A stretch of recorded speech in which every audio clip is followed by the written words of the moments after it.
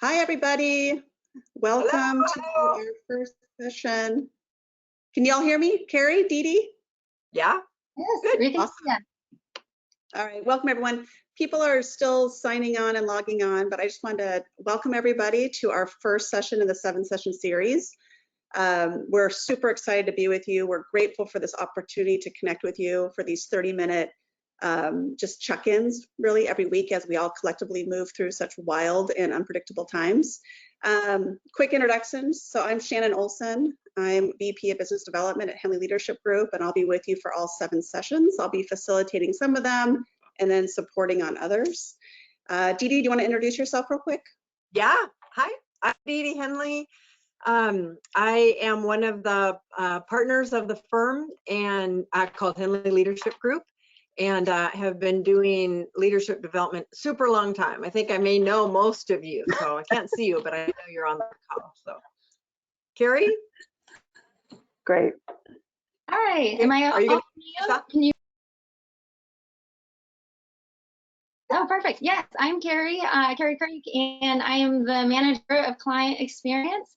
Just like Dee Dee, you may remember in emails. I work with a number of our clients.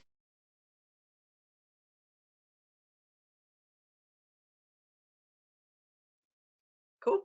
Oh. All right, back to you. Okay, awesome. All right, great. So we have about 30 minutes together, as I said. For those of you who don't know us well, and this may be your first exposure to us, we are a leadership development firm that's been in the field of OD and executive coaching and team development for about 25 years. We pulled this series together very fast, just out of the knowing that right now more than ever, people need a place to connect and get grounded and keep leading during such disruptive times. So what we have put in place is a weekly structure. Our intention is that we connect with each other. There's about 140 of us that have signed up for this series from all different industries and different levels of organizations. We're going to learn something together. And really the big idea is to stay grounded. You know, there was a great term coined many years ago. Dee Dee, when did we first hear of the VUCA world? Was it 10 years ago now? From Bob Johansen 11 years ago. That's right, 11 years ago. So Bob Johansen coined the term VUCA world, which is a volatile, uncertain, chaotic, and ambiguous world. And I think it's fair to say that we've stepped into that space collectively on a global level. So as leaders, we really see it's our accountability to stay grounded, keep our feet on the ground, and keep leading. So it's our intention that we support you over these weeks to come. Each week, we'll be tackling a new subject. So today's subject is this idea of being a port in the storm. And we're really going to start with each of you on an individual level and what are simple practices for you to stay focused and clear and present during the weeks to come. We're also going to look at how do we effectively collaborate while we're working in dispersed and virtual teams. This is new for many of us. So we're going to identify 5 things that we can really pay attention to be effective and connected over the weeks to come. We're also going to look at stress-based reactions and really looking at what derails us, both at work and at home. So for many, many people across the country right now, we are faced, for some of us, with the first time of having to work at home, with kids at home because kids are out of school. So we're hoping that all these tools help on both fronts right now.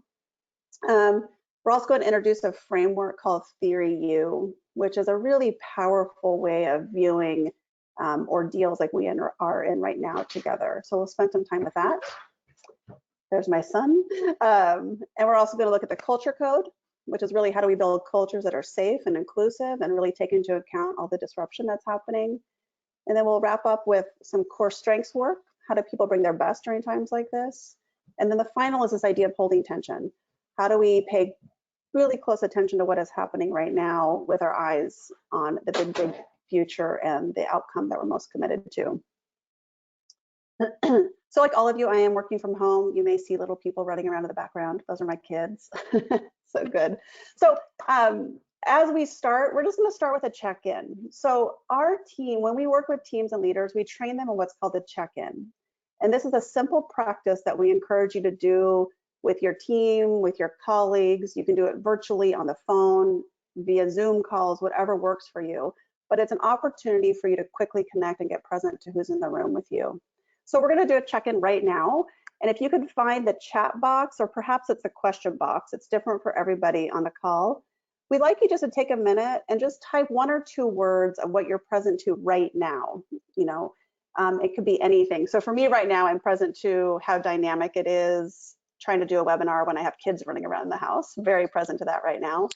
But just take a minute and find your question or chat box on the side and just give us a couple words. Dee Dee, is there anything else you'd like to say about the practice and the power of a check-in as people are writing their answers?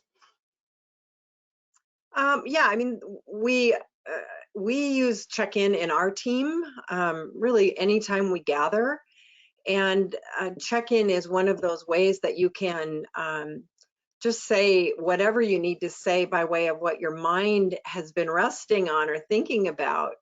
And somehow just the act of either typing it or saying it out loud allows us to set it aside and get really present. So we love this practice because we think it allows our team members and those that we work with the opportunity to be fully present. Yeah, it's great. It's one of those tools that we've heard leaders say, like when they started implementing this, like before meetings or before phone calls, it was one of the most powerful practices they put in place. Their meetings were more efficient, their meetings were more productive. They got to know each other at a different level, which increased trust and respect for one another. So we really encourage you to try this out. So I'm just going to share a few things that have come in from our group. So things that we're present to right now collectively during this webinar. My kiddo looking over my shoulder, someone said. Spinning on too many fronts, working on grounding.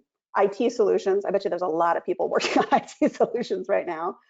How many questions my team has, thinking forward to what April may look like, present to keeping staff and employees safe, present to supporting frontline healthcare workers, present to gratitude and curiosity, present to loss of focus and dealing with upsets over layoffs, recognizing the impact of how I'm concerned and, I'm sorry, that part got cut off. Present to all the data available around COVID, enjoying a new challenge, balancing homeschool with 3 teenagers and work. Oh my goodness. Working hard to keep contracted employees working. People are just checking in. So it's going on and on and on. And what I love about a check-in is you guys can really quickly see the diverse attention we all have right now. So you can see where everyone's brains are. So another thing that happens, just like Dee Dee said, is the minute we check in, hopefully we can kind of suspend whatever our mind was noodling on and get focused on this conversation in front of us for the next 15 minutes. So thank you for playing. That's the check-in. We'll be doing some version of that every week. I appreciate it. And then I think, Dee Dee, I think you're up. I think we're going to move into your piece now.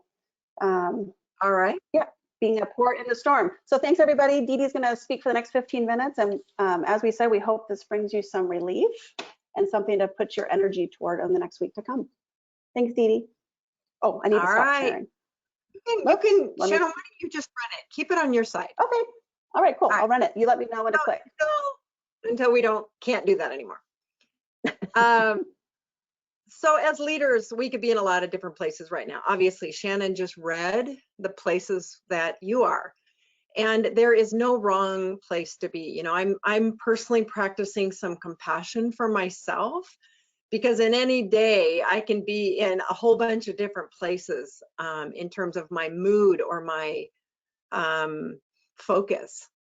So there's no right place or right way to be.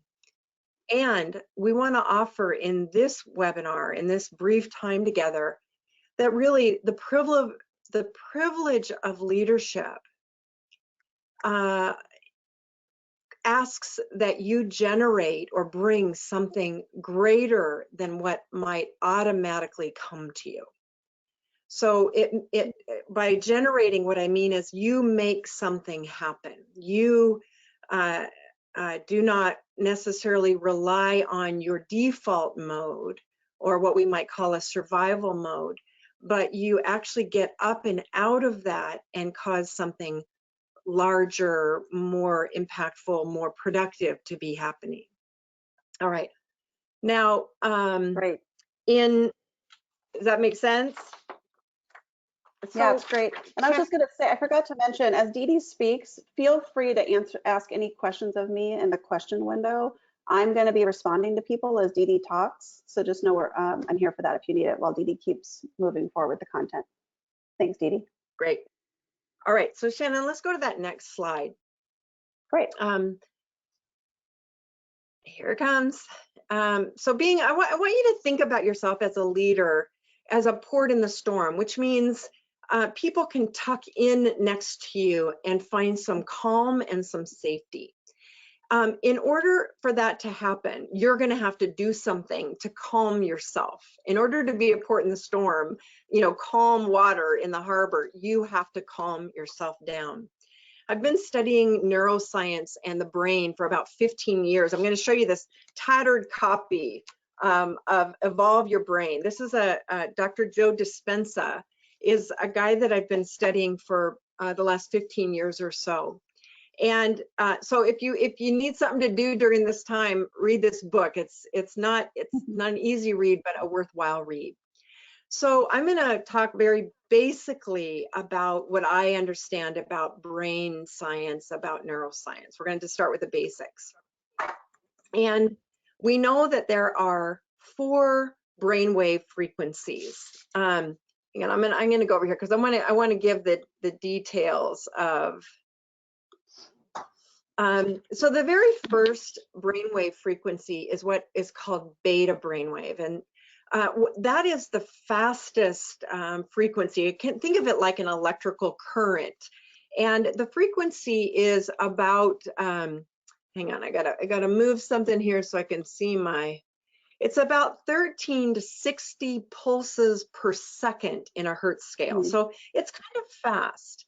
And the beta brainwave frequency is where we're at when mostly in our waking hours. We're in a faster frequency. So we can almost imagine like the brain is spinning a little bit. It's very Dee Dee, active. Can you hear me? Yes. We're getting reports that people can't hear you at all. Oh, okay. Let's see. I can hear you, but it seems that oh, now you're back. Okay, keep going. We're good. You're good. We're good. Okay. Everyone's like, I can hear. Okay, good. Go for it. Okay, good. Sorry about that. Yeah, go. You're good. Okay, nope, I think you're good. Stick with the first one. Yeah, thanks. Okay. All right. So brainwave frequency, beta brainwave is very fast. And we think about it like our waking hours, right? We can increase it even more if we use caffeine or nicotine. So, sometimes we'll get ourselves really racing. We also are learning, the Heart Math Institute out of Boulder, Colorado is doing some really interesting research. We now know that brainwave frequency is contagious. So if I'm spinning and I get near Shannon or Carrie as my workmates, my brainwave frequency is likely to be contagious and they might pick it up. Their brainwave frequency would also start to accelerate. So as a leader, I have an accountability to slow down. Why? Because as a leader, if I have a position of power, my brainwave frequency is going to be more contagious than others. All right, so let's talk about a slower frequency, the alpha brainwave frequency. So this is the frequency that we go to when we do routine activities, and the brainwave kind of slows down. So think about if you're in a meeting and you get up and go use the washroom and wash your hands. Which we're doing a lot of lately. Yeah, a lot of hand washing. Your brain will quiet down because this is a routine activity. It doesn't necessarily have to think or do anything. Alpha brainwave frequency is where we access creativity, innovative thinking. The novel is able to enter. So sometimes if you're in a meeting and you get up and you go to the washroom, you have a an idea, or maybe in the shower, you have an idea. This is because your brain has slowed down to the alpha brainwave frequency. This is a frequency that I want you to focus on. And I'm going to talk about this the rest of our webinar, these next 15 minutes. So I want you to consciously think about slowing your brainwave frequency down.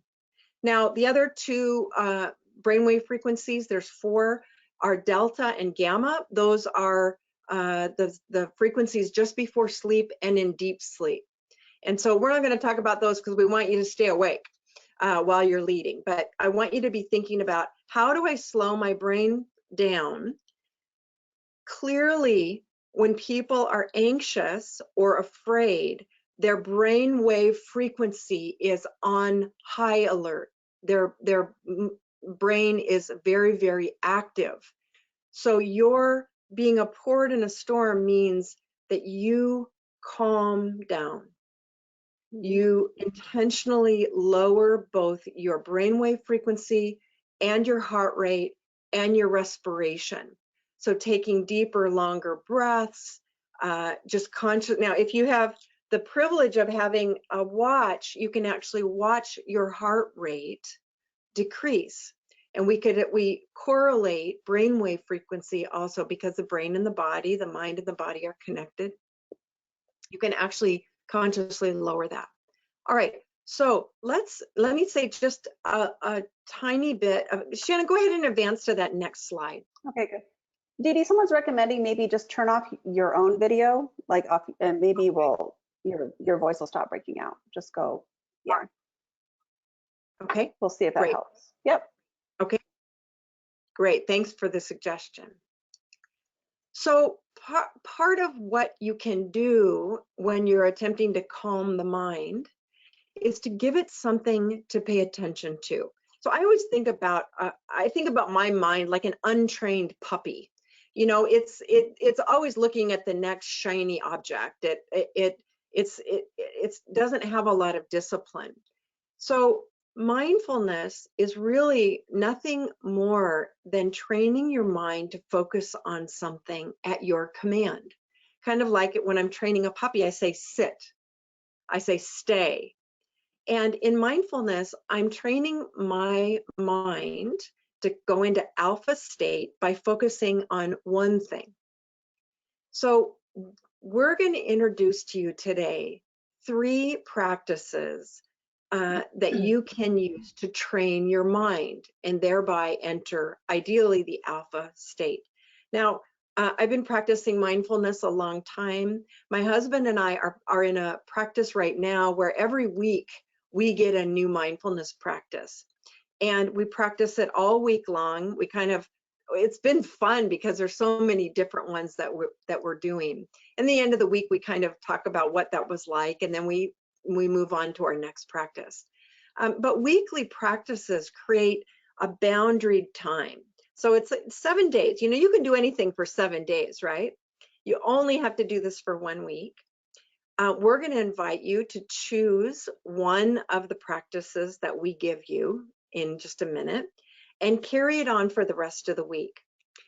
You may forget, so create a reminder, put a little symbol or write it on your bathroom mirror. Fortunately, most of us are at home, so we can put reminders up. Put it on your computer or anywhere that you might look, so that you don't forget to practice.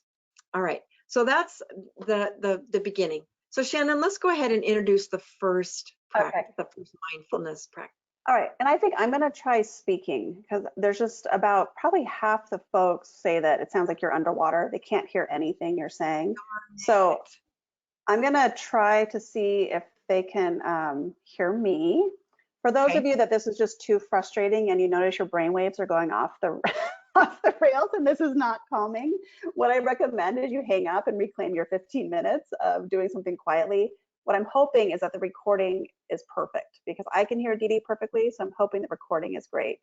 So people are reporting that they can hear me. So Dee Dee, I'm just going to step in, correct me, because I can hear you just fine if I say something off because this is the content you created. So just let me know if I'm off on this. Okay. Okay. So once again, sorry everybody, technology. There's so many people using virtual platforms right now. So the first practice we're going to offer up that you can take on is this idea of to wake up listening. So the idea is in the morning is an especially good time for listening. There's this small space in between sort of when your eyes open and your feet hit the floor that we can actually slow ourselves down for a minute and get present. So I noticed for myself lately, these last few weeks, probably because of all that is happening, is my habit is to wake up, my heart rate is pounding, and I grab my phone and I start reading the news. And there we go. I know I'm not the only one on the planet that's doing that right now. So what is being offered here is to interrupt the habit and to perhaps choose something new to do in those moments. So one thing, instead of picking up your phone or turning on your computer, an idea is to simply be still for a moment and just listen for 2 minutes around what you're present to. In many ways, this is like a check-in for yourself, just to get present. So I did this yesterday, and what I noticed was that my heart was beating really fast. And I actually had the opportunity to have a kind of a sweet 2-minute conversation with myself that there's nothing wrong right now. You're in your house, you're safe, you're going to go downstairs and your kids are there. And in this moment, there was nothing for my heart rate to be racing about. So it was good to take that moment and just pause. Dee Dee, anything you want me to add to that? That's perfect. That's Okay, absolutely great. I'm really dancing in the moment here right now. great. All right, good. All right. Oh, they're saying I'm cutting out now too. Oh, well, okay. Darn. I'm just gonna blame GoToWebinar. Let's just do that. Okay. Second practice is this idea of becoming more sensible. So for those of you that can hear me right now, I'm actually going to ask you to do this practice with me live. Carrie, maybe you can ask the question into the question window while I say it, and so people can, if they can't hear me, they can read it at least through the question window. Great, thanks. So this idea is so first practice is just slowing yourself down in the morning, taking 2 minutes in the morning before you grab the phone, before your feet hit the ground, to do something else to interrupt maybe the habit that's already in place. The second one is slowing yourself down enough to become more sensible. And this is a way of having your mind get focused on something else than perhaps the loop it's on, or the chaos, or the frenzy, or the huge amount of data and information we're trying to process right now. So here's how it'll go. So the first thing, and if you could take your time to do this in the chat window, or the question window, I think it's in the question box, we've realized, is look around and identify 5 things that you can see right now. So for me, as I look around, I see a painting of Frida Kahlo. I see my tea. I can look out my window and I see plants that are starting to bloom. I see an orange or a lemon squeezer because I was making lemon for my tea this morning. And I see my kids' school supplies. So 5 minutes, 5 things, if you could put them into the chat box. So that's the first step, 5 things you can see right now as a way of grounding yourself. The second one is identifying 4 things that you can feel. So now we're moving from sight to the next sense, which is feeling. So the chair under your seat, the table under my hands, the warmth of my coffee cup, my silky hair, why not? And the pen in my hand. So once again, take a minute and document 4 things that you can feel and sense. The third step is 3 things that you can hear. So right now I hear my air filter in the background. I hear my husband helping my resistant 7-year-old with his schoolwork. I hear my daughter clicking on her keyboard in the other room. So we've moved from 5 things that we can see, 4 things that we can feel, 3 things that we can hear, and now 2 things that you can smell. So I'm moving to the sense of smell. Oh my gosh, I have no sense of smell right now. Smell my tea, and I can smell this bouquet of flowers next to me. So once again, take a moment, 2 things that you can smell. And the last one is 1 thing that you can taste. And by the time you complete this cycle, you have checked in with every sense that you have access to. And what it does is it lets you connect to your own body, your own senses, your own stability, and in many ways, your own inner, I'd say, guide and wisdom that you have access to. So this is a practice. I've done it with myself. I've done it with my kids during these last few weeks. It's a way of getting your attention on something else for the minute so that your brain can slow down enough and hopefully come back to more grounded, steady, and reasonable thinking. Dee Dee, anything you want to add to this? No, that's exactly right. That the focus on the senses is one of the ways to enter alpha brainwave frequency. Great, beautiful. So as you can see, this practice took less than like 3 minutes. So you can do it that quickly. For those of you who are working at home with kids, it actually is, it's a really quick game to play. We do it at dinner, we can do it, you know, whatever you want to, sitting outside in the yard when you have a minute. What I find is I get like a little mental vacation for a minute.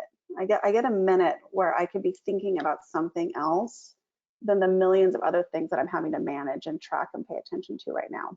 And our brains deserve a break. They're busy at work right now, so it's a good way of grounding ourselves. Thank you for everybody who played on that one. That's great. There's lots of good comments coming in. I appreciate that.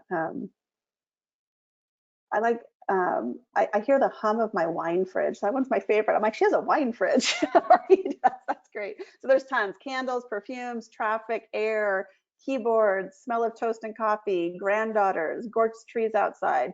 So what I love about your check-ins on this one is there's so much life happening outside of the current ordeal that we're all moving through. The ordeal is critical, and it's also so important to remember that there's so much for us leaders to stay grounded in as well. Great. Okay. I think we have one more. Is there one more, Dee Dee? One more practice? There is. There is. Okay. It is use your non-dominant hand. My Perfect. favorite. So this is a good one. So the third option, so we've done 2, right? 2 minutes before you get out of bed, the 5 senses, and this third option is just using your non-dominant hand. So once again, you can imagine the energy, the focus, the attention it takes to move from using your dominant to your non-dominant hand. So as Dee Dee said, brush your teeth with your non-dominant hand, comb your hair, maybe do some writing, try to eat, do something with your other hand. I haven't tried this one yet, but my assumption is that it would force me to get present really fast to the task I'm doing right in front of me. Is that fair to say, Dee Dee? Like I would just like. What I love about it is you have to get present. Whenever we do this practice, we do it for a week. The first 2 days, I just spill food down the front of my shirt all the time because I can't seem to find my mouth with my non-dominant hand. But you have to slow down because the brain has to think in a new way about executing this task with a non-routine hand. So it's a lovely access to alpha brainwave frequency. Beautiful. I love that. So this is one, once again, it's quick, it's easy, it's something you can do at any given moment. It's a great one to do with your kids. They'll have a blast doing it if you're at home with family right now. So those are 3 options that we invite you to consider just over the next 5 or 6 days before we connect again as a way of keeping yourself grounded and focused. Let me just check real quick. So recap. Recap. Wake up listening. So the 2 minutes. Become more sensible. Allow yourself permission to take a minute and just check in with your 5 senses. And then using your non-dominant hand as a way of slowing yourself down and getting present. And honestly, probably bringing a bit of levity and a little laughter to these times is okay. And I picture there'll be a lot of goofiness if we use our non-dominant hand. So the invitation for all of you is to choose one of these options or play with them all. Introduce them to your team, your family, practice together. The purpose is to stay focused and grounded. So there's typos, sorry about that.